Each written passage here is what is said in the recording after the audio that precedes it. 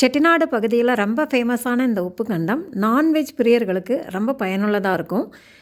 ஆட்டுக்கறியை ஒரு நைட்டு நல்லா உப்பு மஞ்சள் போட்டு பெசரி ஊற வச்சுட்டு நல்ல வெயிலில் காய வச்சு உலர்த்தி எடுத்து ஈரசத்து இல்லாமல் நல்லா காய வச்சு இதை ஒரு 6 மாதம் வரைக்கும் பயன்படுத்தலாம். இந்த உப்பு கண்டம் வச்சு ஒரு சின்ன வறுவல் ரெசிபி எப்படி செய்கிறதுன்னு பார்க்க போகிறோம். இது ரொம்ப சிம்பிளான ரெசிபி. வாங்க ரெசிபி பார்த்துடலாம்.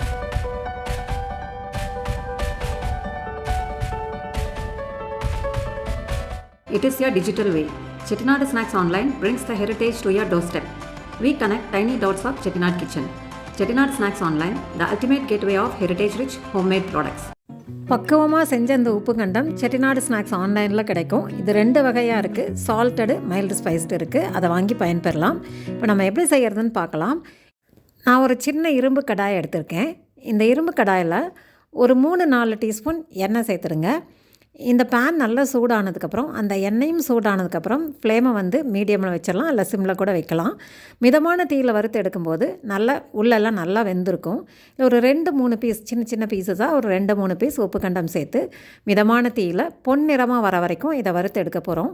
இது சிம்பிளாக இந்த மாதிரி வறுத்தாவே எல்லா ரச சாதம், சாம்பார் சாதம், தயிர் சாதம் எல்லாத்துக்குமே மேட்ச் ஆகும். அதனால் இந்த மாதிரி வறுத்து நம்ம டப்பாவில் போட்டு கூட வச்சுக்கலாம். இது கடிக்க முடியல அப்படின்னு சொல்கிறவங்க நல்லா தட்டிட்டு வறுத்துக்கலாம். இதை முதலே தட்டிட்டும் வறுக்கலாம், இல்லை வறுத்துட்டும் நம்ம தட்டி சின்னதாக பவுடர் மாதிரி பண்ணிவிட்டு முட்டை கூட சேர்த்துட்டு ஒரு ஆம்லேட் பண்ணலாம்.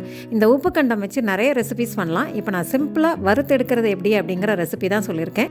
உப்பு கண்டத்தை நல்லா சுட்டுட்டு கருதில் குத்திட்டு நல்லா சுட்டு எடுத்துகிட்டு நல்லா தட்டிடுங்க. தட்டிட்டு திரும்ப எண்ணெயில் அந்த மாதிரி பொரித்து எடுத்துகிட்டு திரும்பவும் தட்டினீங்கன்னா கொஞ்சம் சாஃப்டாக பவுடர் மாதிரி வந்துடும். அதை நம்ம முட்டையில் ஊற வச்சுட்டு ஆம்லேட் மாதிரி போட்டு எடுத்தால் கூட ரொம்ப சூப்பராக இருக்கும்.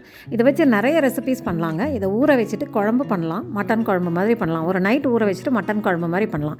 நிறைய ரெசிபீஸ் பண்ணலாம். இந்த சிம்பிளான வறுவல் ரெசிபி ரொம்ப ஈஸியாக ஷாலோ ஃப்ரை பண்ணிவிட்டு சாப்பிட்லாம். அதனால் நான் உங்களுக்கு வறுவல் ரெசிபி ஷேர் பண்ணியிருக்கேன். இது ரொம்ப பயனுள்ளதாக இருக்குதுன்னு நினச்சிங்கன்னா ஃப்ரெண்ட்ஸ் கூட ஷேர் பண்ணுங்கள், லைக் பண்ணுங்கள், கமெண்ட் பண்ணுங்கள். தேங்க்ஸ் ஃபார் வாட்சிங்.